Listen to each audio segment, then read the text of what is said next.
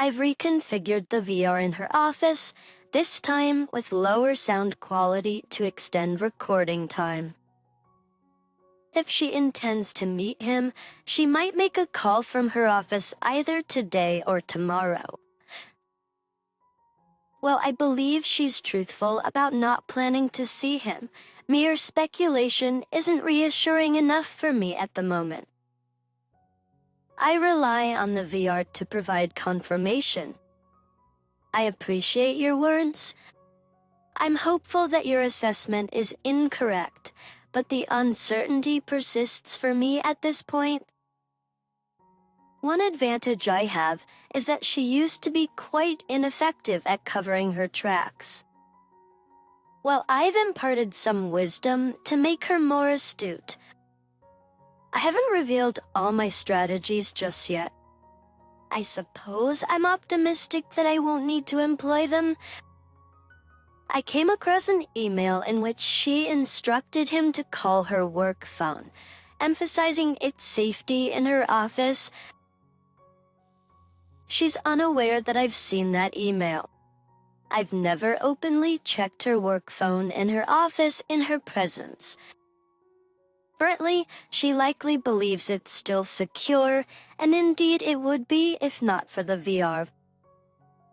Regarding the possibility of another other man, it's conceivable, but I lack any evidence to support it. Reflecting on the situation, I can discern a shift in her behavior since she met this particular individual. I haven't observed similar changes before. While there's no definitive way to ascertain the absence of another person, I don't sense that there was. In response to the suggestion, set the VR at 44K and use long-life lithium batteries. What does 40 fake mean? Oh, disregard that. It refers to the bitrate. Initially, I tempted it with the SOC setting, and now I'm using SPA. The VR has ratings for LPSPHU and SHA. If my batteries run out once more, I'll invest in higher quality ones. That sounds like a good plan. And her narrative keeps evolving. The initial account goes like this. I met him in Boston in September at a hotel bar restaurant. He empathized with his struggles and his troubled marriage, and we ended up having sex on the second night. Our emotional affair began when I attempted to assist him with his marital issues. We had another sexual encounter in Raleigh in mid-October, and we planned to meet for CX in DC in early November. However, everything unraveled when I was caught on November 1st. I sent him one text after my discovery, informing him that I found out. Since then, we've had no contact. He was my first and only affair. Now the updated version of the story is met in Boston in late September. We had a conversation at the bar on the first night. She claimed to have left the next day for Atlanta. I will verify this through Delta records to confirm. A physical affair occurred during this time.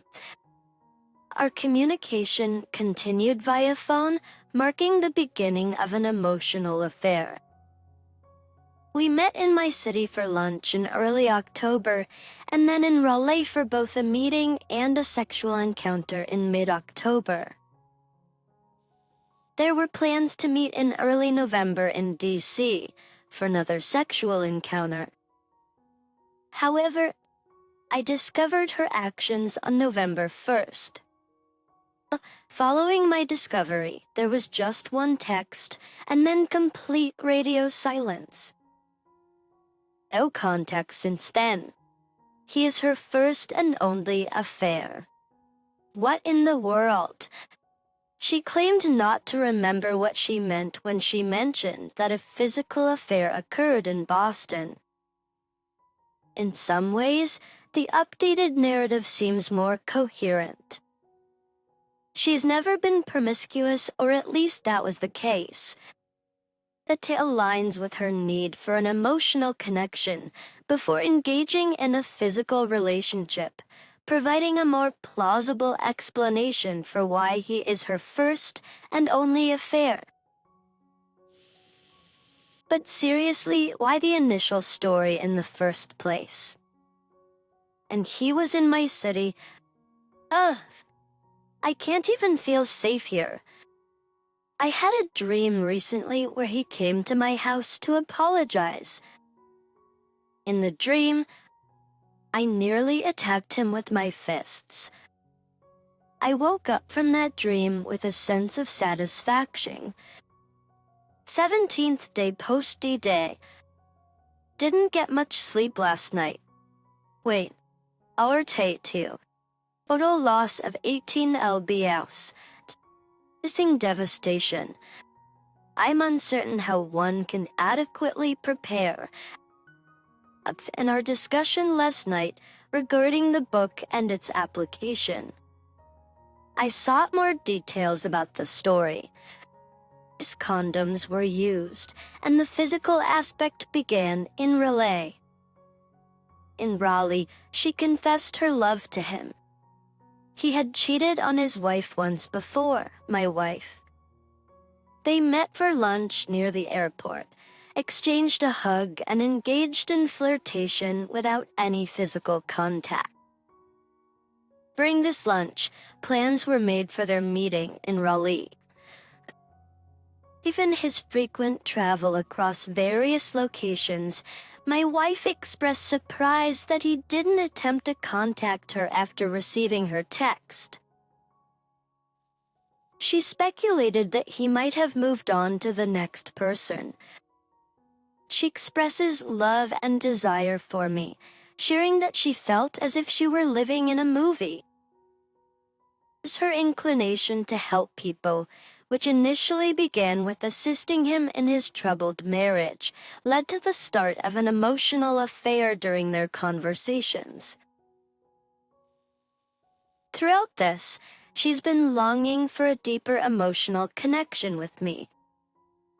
Regretful and apologetic, she wishes the events had never occurred. Events had taken place and acknowledges feeling undeserving of me.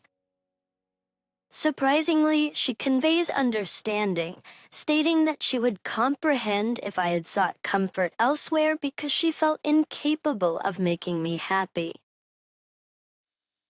Now, she's determined to fight for our relationship. While I am aware that it could all be a facade, in her presence she comes across as genuinely sincere. Despite the love I still hold for her, the weight of her actions continues to weigh heavily on me. The unknown and potential consequences terrify me. She departs for Boston today, and I'll be monitoring the VR tonight. I previously mentioned contacting her early on. To clarify, I reached out to the wrong person who was already going through a divorce. Later, I located the correct individual. I sent her a text, left a Facebook message, and mailed her a physical letter. Unfortunately, I received no response. On the day of discovery, with my wife watching, I sent an email to the other man. The message read, "Hi, this is husband. Sorry your marriage sucks. Thanks for ruining mine." I sent this before she sent her final text to him. We didn't undergo speed testing, and I realize it was a mistake. I don't document every conversation with her. I've reiterated to her multiple times that I'm uncertain about continuing the marriage. She understands that if I contract anything, it could be the end of our relationship. I'm not willing to overlook or forgive the situation. I conveyed to her that the woman I married feels like a distant memory, and I'm unsure if I want to be with the person in front of me. She went through how to help your spouse heal after your affair, and afterwards we discussed aspects I felt she wasn't addressing, including her narrative. I've maintained a strong stance in our discussions. However, I do believe she's taking steps that aren't commonly seen in other accounts. Time will tell. This is not a recovery story at this point. It's still a story of just discovering the affair. I had individual counseling today with the marriage counselor. I shared my skepticism about her narrative and expressed how I feel blameless in her affair. The counselor did not counter my perspective. In the upcoming marriage counseling session, we will delve into discussing her version of events. She'll be back from Boston tomorrow, and we have a date scheduled for Friday. 19th day, post-day. Wait, me too. Totaling a loss of 20 pounds. My abs are beginning to reappear. Losing 20 pounds in 19 days isn't healthy. I need to start eating again. She returns home today. There's not much else to share about our situation today. I find it challenging to read other people's stories. At times, and to paint whether a marriage can truly endure for an extended period without facing affairs. It's disheartening because it's something I never wanted. She seems to be avoiding confronting the issue. I've concrete evidence. I'm uncertain about the reason behind her actions. Is it to shield me? To avoid being labeled as promiscuous? Or perhaps to protect the relationship with the other man? I'm still in the dark on this matter. The 22nd day, post-D-Day. I managed to sleep last night. Hooray! One notable point from our conversation struck me. She had no fear of me discovering her affair. She felt entirely secure in it, knowing when I would be away for work, aware that I didn't check her phone or email, and familiar with my calling pattern. She never contemplated the potential harm to me or considered the consequences of being caught because she believed it would never happen. However, I did catch her, and that was the first time she truly contemplated the impact on me. It was her way of adding excitement to monotonous business trips. Consequences didn't cross her mind at the time. Now she is utterly devastated and harbors a deep self-loathing for the pain she inflicted on me and our family. The affair spanned 7 weeks. If I hadn't caught her sooner, I wonder if there might have been a chance for recovery. The 4th day, post-day. Yesterday at work, I experienced a panic attack. Couldn't breathe. He couldn't think. I reached out to her, but her response didn't offer much solace. She couldn't understand why I put myself through such distress, as if I chose to dwell on thoughts of her and him. Even now, 12 hours after the attack, I still feel a bit shaky. She's eager to move on and forget, but I'm skeptical of the possibility. Since our recent conversation, she's appeared somewhat distant. While she doesn't outright deny it, she claims to be busy. with my daughter off from school today. I'm taking the car with me to listen to the recordings from the past 2 days. Next week, we both have business trips, albeit in different locations. She to Boston and I to Nebraska.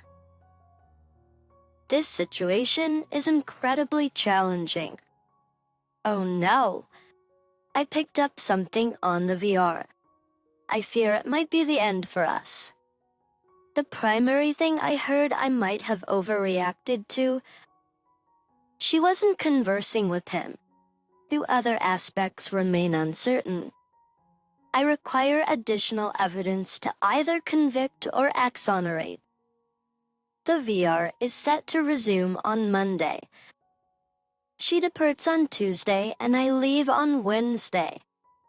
We both return home on Friday. I don't enjoy playing the role of a detective against my wife. I revisited everything in my search, but I couldn't uncover anything concrete. I only have a few words on the VR that might be inconsequential or could be significant. I need the time to listen again and document it properly.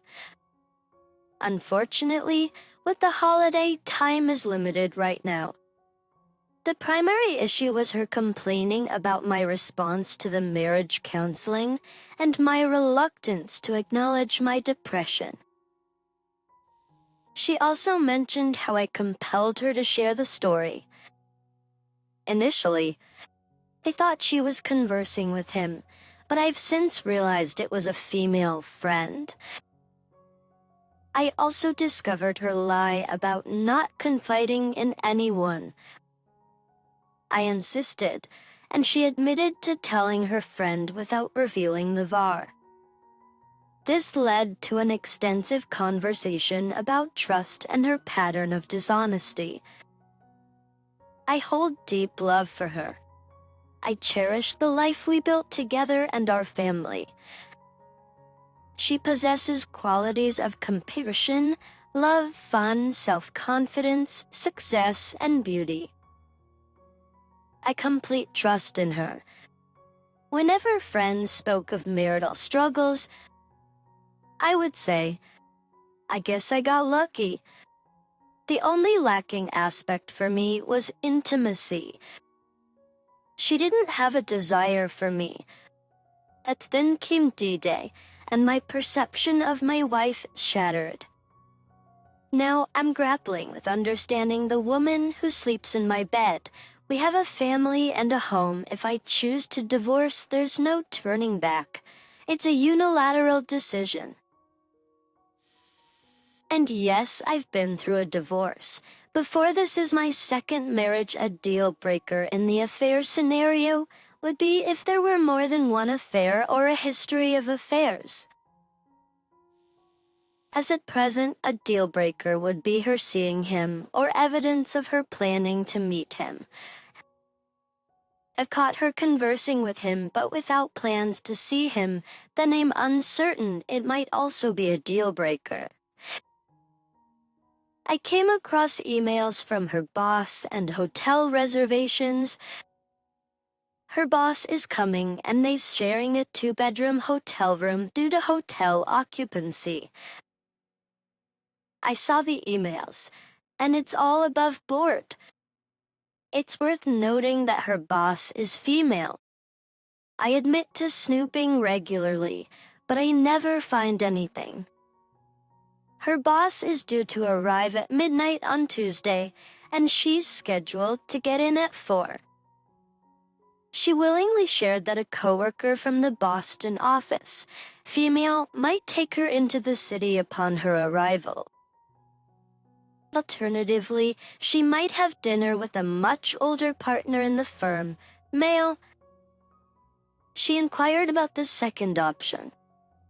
I expressed my discomfort and told her that regardless of his age, I'm not comfortable with her being alone with a man. She asked if it would be acceptable if his wife joined, but I stuck to my initial response, and she respected it. She is currently at the grocery store. The partner has some business questions, and they don't have another time to meet. She is going to a client and not the main office where the partner is located. He invited her to dinner and suggested that his wife might join them. I also found the coworker's email about going into the city. While I don't elaborate much on it, she does sound remorseful to me.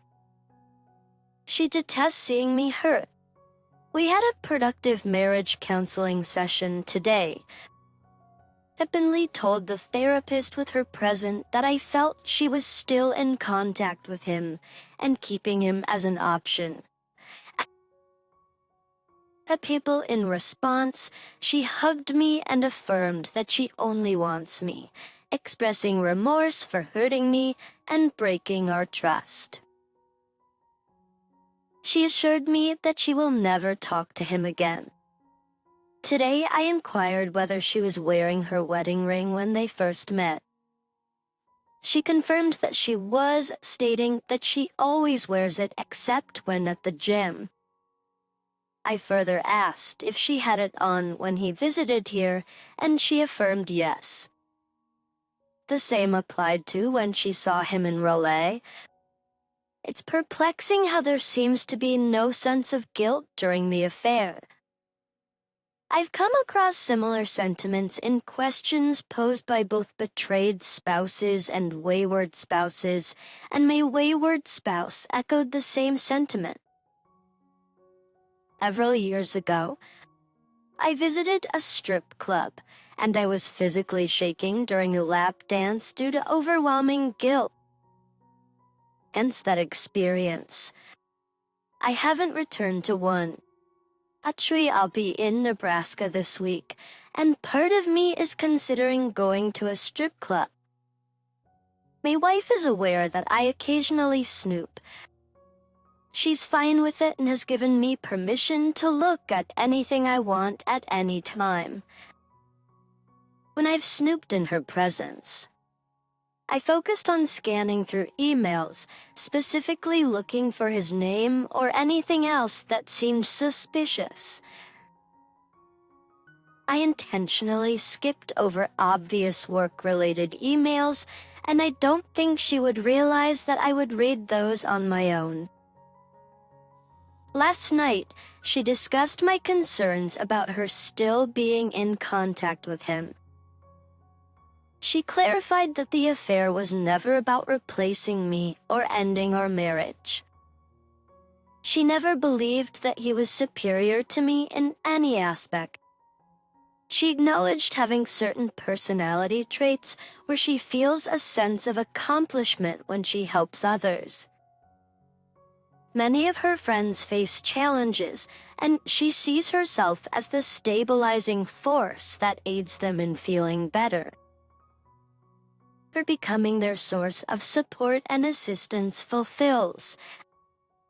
The other man was broken, his marriage was a disaster, and he stayed married solely for the sake of the kids. She found satisfaction in making him happy, and he, in turn, made her the focal point of his happiness. That was what she was lacking and sought in the affair. I, on the other hand, am not broken, don't require assistance, and seldom seek help. She isn't the sole source of my happiness. So she was with him because he fulfilled something missing for her. It brought her joy to bring happiness to him. However, she never preferred him over me, viewing the two relationships as entirely separate entities that didn't influence each other. Now that the fog has lifted in her mind, she recognizes the gravity of her actions and is genuinely sorry for the pain she caused me, her own needs. She regrets that she can't change the past, lacking a time machine. She has no need or desire for him, and she doesn't communicate with him, nor does she wish to. This is in the aftermath of D-Day. During her subsequent trip, she was apprehensive that he might appear, but she had no desire to see him, and he didn't show up. I've been transparent with her about my tendency to snoop, and she has no issue with it. I acknowledged being thorough, but also acknowledged that there are ways to conceal things from me. She expressed that she lacks the energy or inclination to go to great lengths to hide things. She wasn't cautious during the affair, evident in her open communication on her cell phone, again, and an exposed suitcase filled with lingerie. Concealing things isn't her forte. Today, I'm feeling more positive about her and our relationship, and it's noteworthy that we didn't even engage in intimacy last night. I've reached out to the other man's wife through text. We spoke messages and even sent physical mail, but she hasn't responded. Despite my efforts, I can't comprehend why my message wouldn't have reached her. I suspect she might be avoiding the situation by burying her head in the sand. As a stay-at-home mom with a senior in high school and one in college, she doesn't seem to have any apparent hobbies or a noticeable online presence. Every picture I've come across portrays her as unhappy and reliant on him and her children. She resides approximately 1,500 miles away from me. I consider reaching out to her friends, or possibly the individuals who commented on her older Facebook posts. Appear in response to the suggestion, have a PA deliver it to their home and out her bastard husband to all the Facebook friends. Your wife's reaction to that will let you know if she really never wants to see him again. She should care about you, not him. Her response to me informing his wife is acceptable. She didn't express any objections, and she would have done it herself if I had requested. I have spoken to him about it, but I haven't brought it up with her yet. I'm awaiting the right time or moment to do so. Tonight, I plan to request her to enable location services on her phone, allowing me to track her whereabouts. However, this may not hold much significance, considering she'll be at a hotel and she could easily turn off the feature or leave her phone behind. It's more symbolic than anything. Additionally, I have the voice-activated recorder recording today. I'm currently attending a training class at a local hotel. She kindly suggested meeting for lunch, which was a thoughtful gesture. Unfortunately, due to timing constraints, it didn't quite work out. I have a suspicion that she is still communicating with him, despite her assurances that she is not. Is it paranoia on my part? I don't know. Is it a gut feeling? It's based on the notion that if I were in his position, I wouldn't easily give up on talking to her. I believe there's merit in the idea that it shouldn't be this easy for it to be over. I've composed an email to the other man. Hi, other man, aka Ged. This is Wayward Spouses. Sorry your marriage sucks. Thanks for ruining mine. Subsequently, she allegedly sent him a single text stating, "My husband found out. I can't talk to you again." Don't worry, I didn't personally see this text. However, based on phone records, I observed that she did send a single text from her phone at the right time, and there was no reply from his phone to hers. I've questioned her multiple times about the content of the message to check if her narrative would alter, but it has remained consistent. According to her account, it seems unlikely that this should have been sufficient for him to cease contact with her. Nevertheless, she maintains that this is what transpired, and she, too, finds it surprising.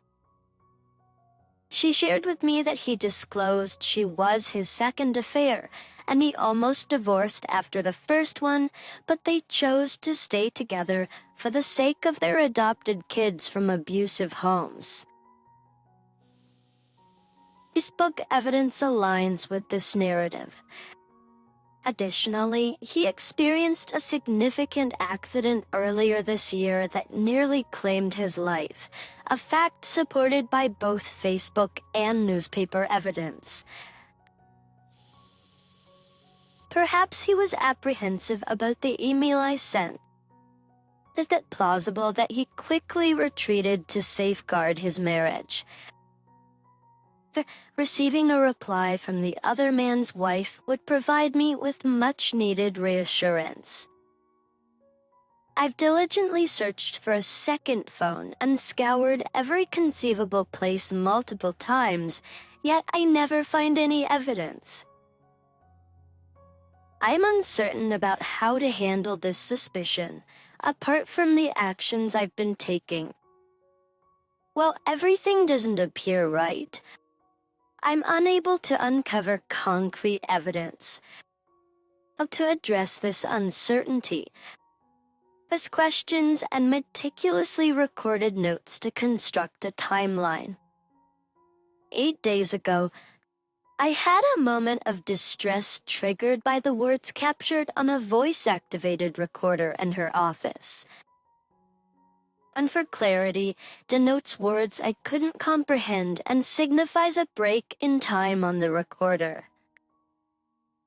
Additionally, bear in mind that there were individuals working in the backyard on landscaping, and it appears that the VR omitted some content. Patrol I need to know about that for if I ever go out. She softly laughed. Interesting. Yeah, it's not the same. Tires.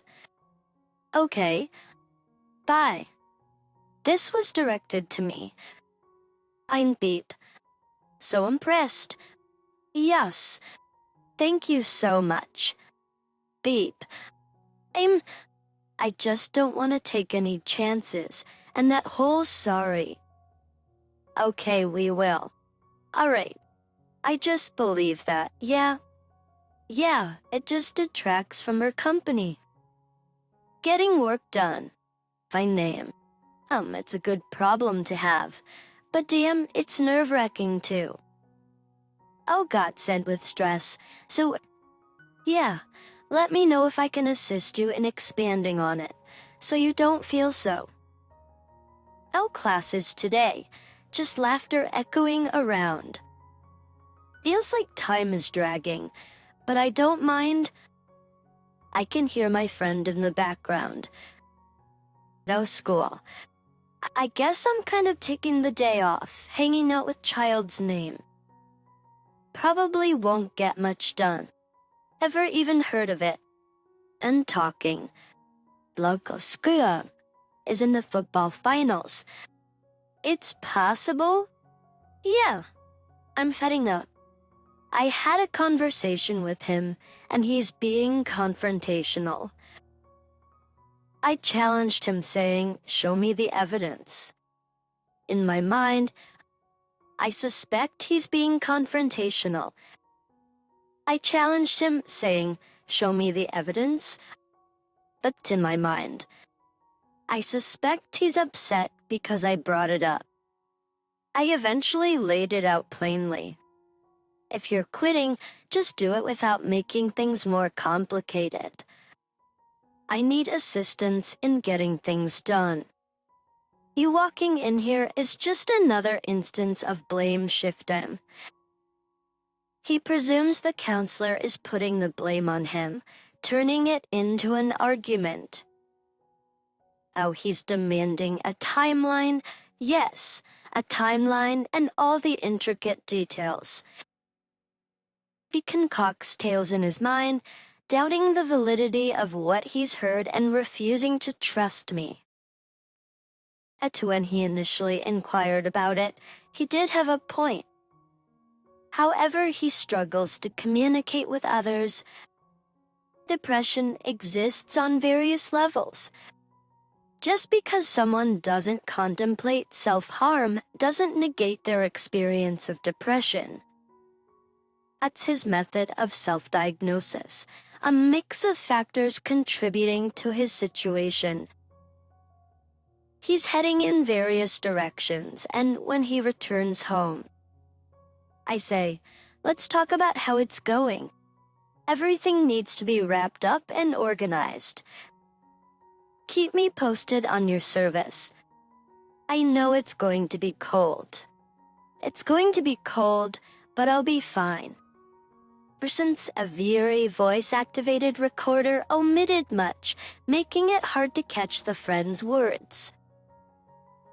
Additionally, the friend has a son struggling with heroin addiction who is entering rehab the next day. Some parts of the conversation seem to revolve around him rather than me. I just completed listening to the voice-activated recorder recordings from yesterday and today. She was discussing me with her friend, and thankfully, nothing negative was mentioned. This time around, everything seems to be in order. I might have psyched myself out by documenting what was said last week. Whether she's still in communication with him or not, whether she's involved with him or not, or whether she's contemplating a divorce or not. I can't alter these circumstances. They either are or they aren't, and I have no control over them. If it turns out she is, I'll eventually discover the truth and take appropriate action. Until then, I'll give her the opportunity to demonstrate that she's not. Yes, the discussion was about me, and the mentions of depression also pertain to my situation. She went through healing the partner after the affair and is currently immersed in not just friends. The timeline she provided me was condensed to 5 lines, detailing when they first met and subsequent encounters. I've translated that into 6 pages of detailed notes. As of D-Day plus 32 days, sleep 3 hours. Weight loss, 25 pounds in total. I find myself at an airport this morning. The weariness of constant speculation and pain has taken its toll, and I'm exhausted. This is an update from yesterday. I was too distressed during the day and too inebriated last night to document it. It discovered another falsehood as part of enabling location services on her phone. I now also have access to her Google search history. As on her first night in Boston, she repeatedly searched for his name in various ways. When I questioned her about missing him, she responded, no. I'm just curious if his wife knows, etc. I don't miss him. I'm relieved it's over. I miss you. I then inquired about whether she had searched for him, to which she insisted she hadn't. I confronted her, asserting that she was lying, and she maintained her denial. They erupted in anger. I confronted her about her search history using explicit language. Emphasized that it wasn't the fact that she searched for him that angered me, but rather the dishonesty about it. She initially denied it, but later admitted, now I do remember searching for him. I had forgotten. I vehemently argued that it was implausible to forget something from the previous night. I expressed frustration, telling her she doesn't grasp the impact of not admitting to even trivial matters. I questioned how I'm supposed to believe significant things, she says, when she can't own up to inconsequential issues. I suggested that perhaps it's time for us to consider splitting up. The unfortunate aspect is that her searching for information about him on Google implies she isn't actively communicating with him, but it's likely that she desires to.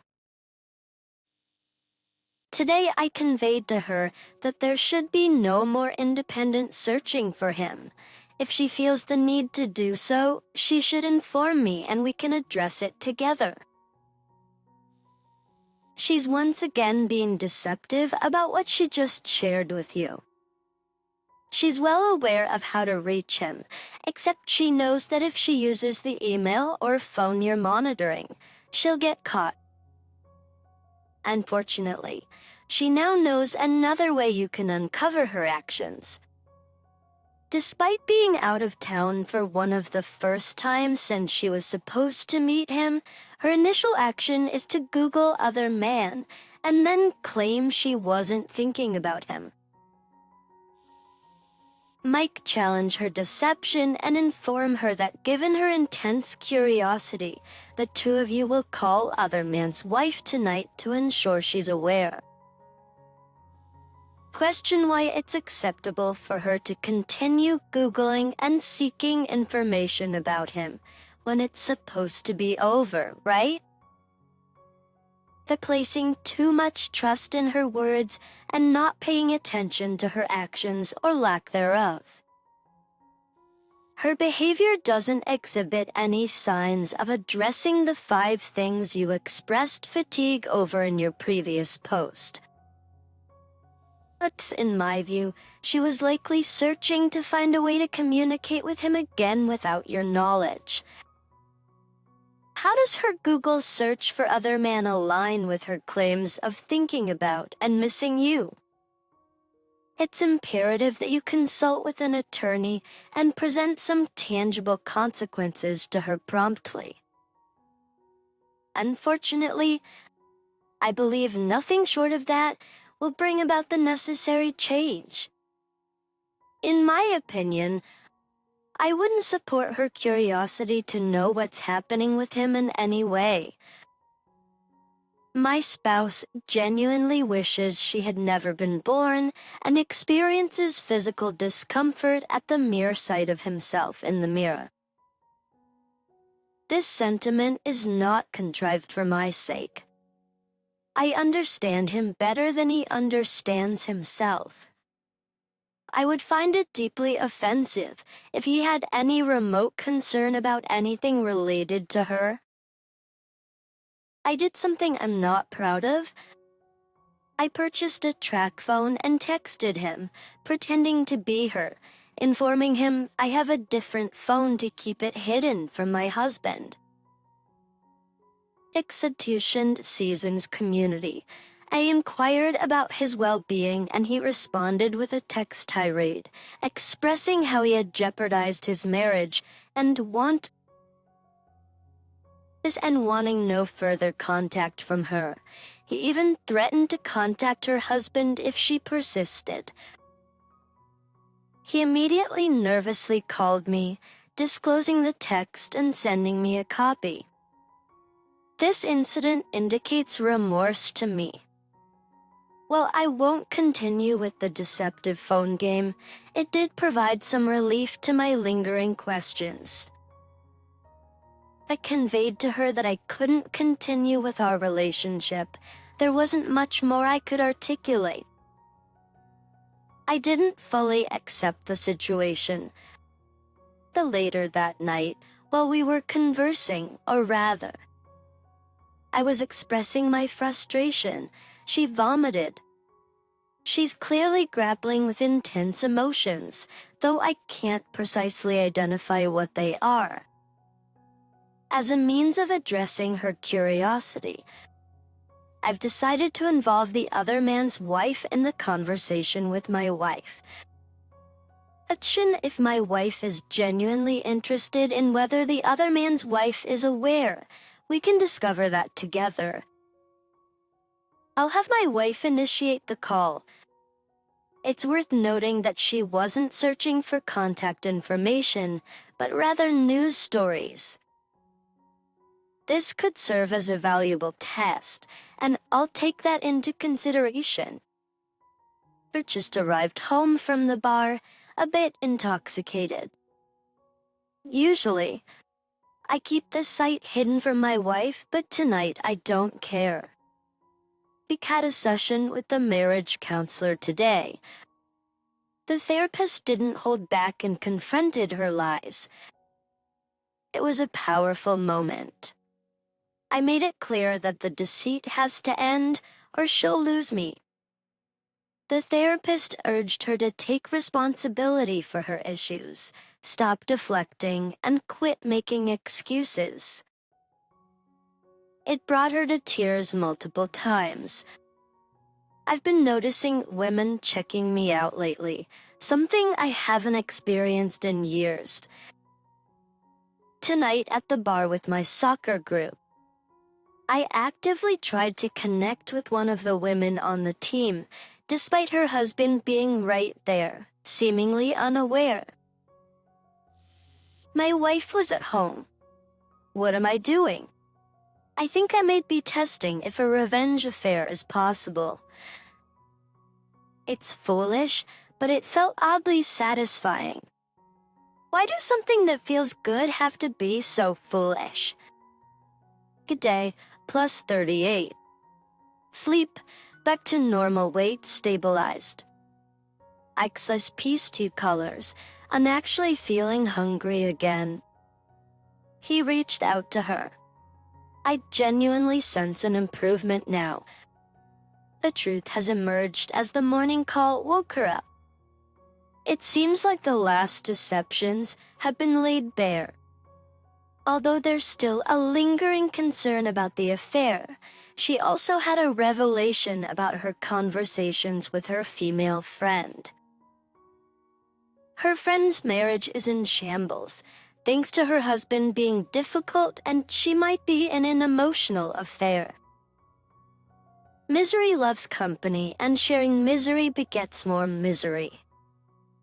My wife seems to understand now how detrimental it is for her to be so open with her friend. My wife has a dislike for reading, but she frequently reads not just friends. She even requested me to install it on her phone so she could read it more regularly.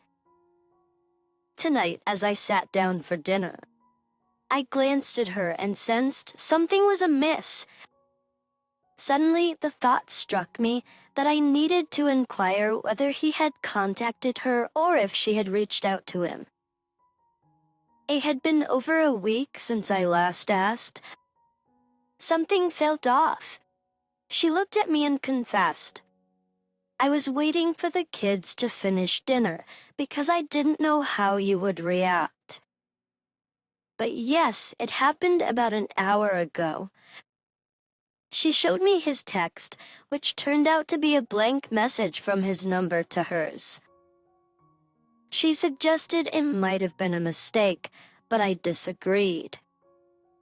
Asserting that he's just uncertain about whether it's acceptable to text her, she revealed that her initial reaction was, "Oh my God, no!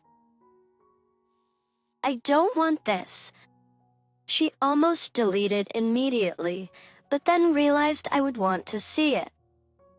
She was initially excited about showing me something before I asked, but my question preempted her chance to do so. I understand that this might raise suspicions, especially since the kids were present at that time, and I've been known to react strongly when triggered. Despite my initial disbelief in premonitions, I find myself shocked at how accurate my intuition was. It's a bit unnerving. Responded to him from my phone with a concise and straightforward message. Do not contact her again. I kept it brief without resorting to threats. I explained to her that he would likely attempt to reach out again, but the next time he might choose a method like email or LinkedIn, something she could easily delete. I suggested that she could earn bonus points if she showed me any future contact attempts from a platform that could be deleted. However, no bonus points were awarded for this incident since she had to inform me, and I would eventually discover it in phone records. She expressed a desire for those bonus points, hugged me, and reassured me of her love and commitment, expressing deep regret for causing me pain. She acknowledged that this is the worst thing she has ever done in her life. If he contacts her again, my follow-up message will be, "Hope you're ready for some phone calls from your family and friends." I'll then reach out to every friend and family member of his that I can find and inform them about his affair. Is that okay with you? I'll continue to stay vigilant in observing for any signs of a relapse. I anticipate maintaining this vigilance for quite a while. While I'm getting closer to considering that we might be in the process of reconciliation, I must clarify that as of today, I wouldn't definitively say that we are. I don't wear my ring, and I currently have no inclination. And to put it back on, it's evident that the text he sent her was no accident. He intentionally sent a blank message.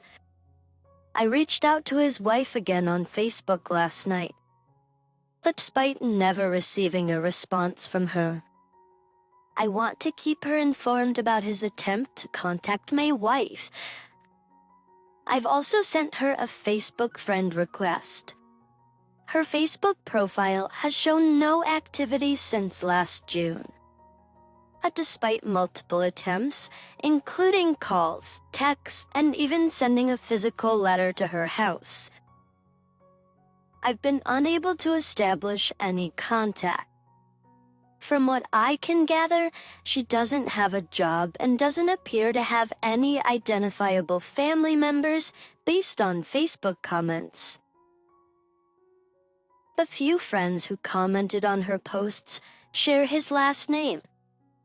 Her posts mainly feature her husband or her kids, and she seems to lack any discernible hobbies.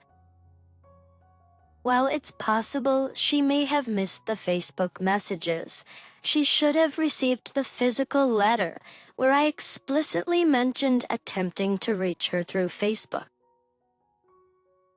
No contact means exactly that. I strongly discourage her from sending any reply, regardless of its content. She initiated no contact on D-Day, and I responded from my phone. Anticipate that my message will only alter how he attempts to contact her in the future. I'm not the kind of person who struts around, cursing and making threats. I'm the type who tells you once what you need to do, and the next thing you know, you're waking up in a hospital. While I entertain thoughts of confronting him physically, the reality is that it's not feasible, given the 2,000 miles between us. If he contacts again, no threats will be issued. Instead, I'll inform every friend or family member of about his actions. The number wasn't blocked initially because it didn't cross my mind. Additionally, I wanted to gauge her reaction when he did contact her. If it was through the phone, I could track it through phone records. If it was through email, it could potentially be hidden from me. as I check email but may not catch it if it's read and deleted before I investigate. His number is now blocked. A question arises. If a number is blocked and the blocked number sends a text, does it show up on the phone records? For context, I reside in the Midwest while they live in the South. The affair took place during shared business trips, with the exception of one instance where he coordinated a business trip to my city. There's a possibility the letter was intercepted, but I'm uncertain. It's a work computer, and that's the reason I've been hesitant about using a keylogger. However, I do have access to and regularly check her computer and email. But during the affair, he emailed her work address exclusively, never her personal email. But Tate utilized LinkedIn, which gets forwarded to her work email. But the primary modes of communication were text messages and phone calls to her cell phone. While it's entirely possible for her to contact him without my knowledge, I'm not currently sensing that. I feel reassured that it's genuinely over. I'm alive and well.